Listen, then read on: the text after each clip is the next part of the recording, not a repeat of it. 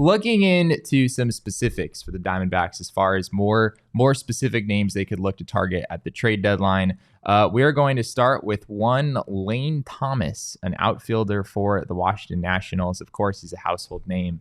Everyone knows. I know exactly who Lane Thomas is. Everyone knows who Lane Thomas is.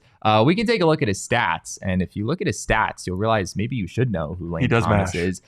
He is hitting .289 this season with a .337 on base, a .482 slugging percentage, 15 homers, 51 RBI, 2 wins above replacement according to FanGraphs.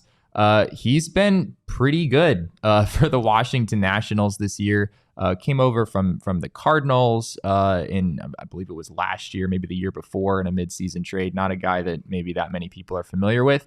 But if we look at the pros and cons here of bringing him to Arizona, he does some things well that the Diamondbacks could really use. The main one being that he is a right-handed power bat. He has destroyed left-handed pitching this season. He is hitting .361, .411, .630 against lefties this year.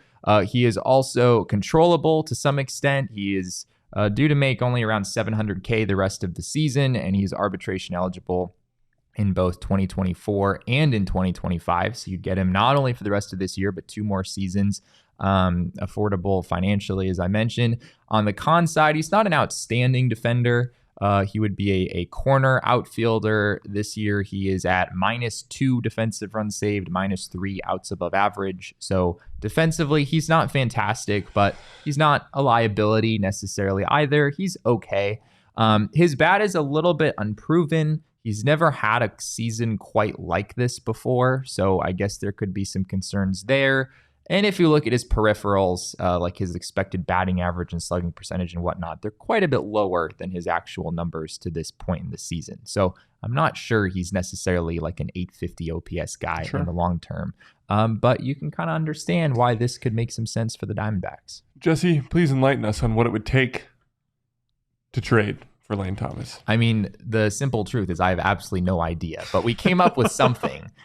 Here is our trade idea for what it would take to bring Lane Thomas to the Diamondbacks. Be the Diamondbacks getting Lane Thomas and the Washington Nationals getting a 2-player package consisting of outfielder Dominic Canzone and right-handed pitcher Slade Ciccone. Of course, this is a bit of a shot in the dark at the end of the day. We don't really know how the Nationals feel about these particular players, but I think it's safe to say the D-backs have the prospect capital in order to get this done. It's just a matter of, if there's a fit with the specific players the Diamondbacks have to offer.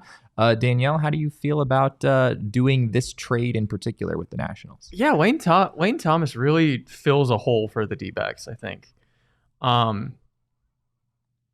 It really seems to me that Dominic Canzone was called up to showcase to other teams it's possible what he brings in a trade.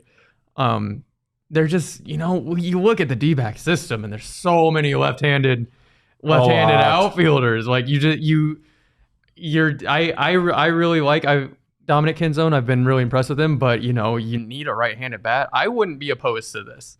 Lane Thomas is a really solid player. Just really no way around it other than he's just a really solid player. And a really good piece on a good team. So I would be intrigued. I'd take this call. You're not asking him to play every day. Yeah.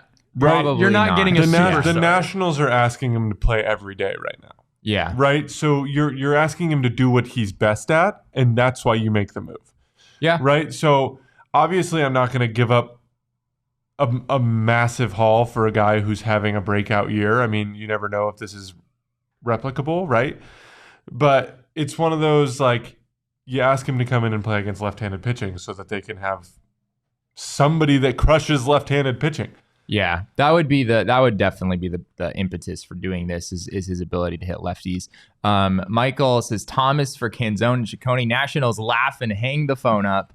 Yeah, I mean, it's really hard to say at the end of the day exactly what it would take. I agree that most likely the Nationals would not be particularly impressed with this offer.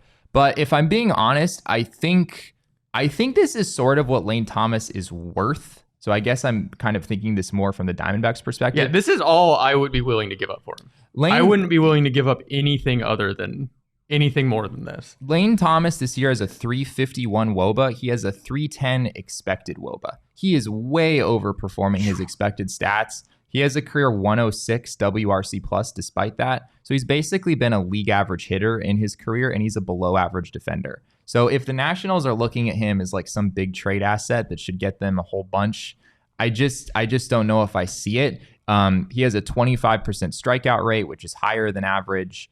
25.7 actually is a 5.8% walk rate, which is lower than average. The peripheral numbers raise a lot of red flags for me, and that's why I don't really think it's realistic for the Nationals to ask for way more than this. Maybe they would want a little bit more, but yeah, we'll see if we can dream, Jesse. We can dream. Yeah. Maybe that's what this comes down to. And obviously, these are the kinds of conversations that teams actually have, right? Like teams do present offers to other teams, and teams maybe not on the phone, but maybe they do laugh behind the scenes and are like, "No way, we're not going to do that." This could be one of those situations where the Nationals would just view Thomas way more highly than they should.